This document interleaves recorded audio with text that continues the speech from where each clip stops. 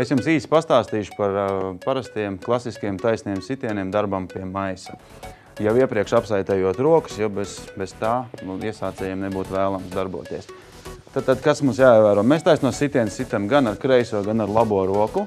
Un svarīgs būtu moments pašā galā pie kontakta vienmēr saspiest dūri un ļaut maisu kontaktēties tieši dūras kauliņu vietām.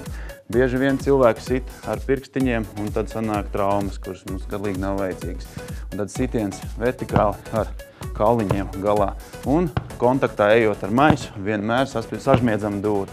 Roka lido brīva, galā sažmiegta. Otrs variants ir akcentēt sitienu, jo nedaudz sist viņu ar lielāku spēku, paceļot elkoni. Elkonis ir tā sanācis, ka ir smaguma centrs sitienam.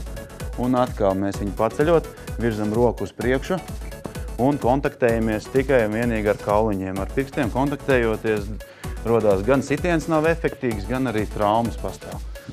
Nevajadzīgas notikt ar jums, tāpēc mēs sitam viens, laižam iekšā kauliņus. Tas arī būtu viss.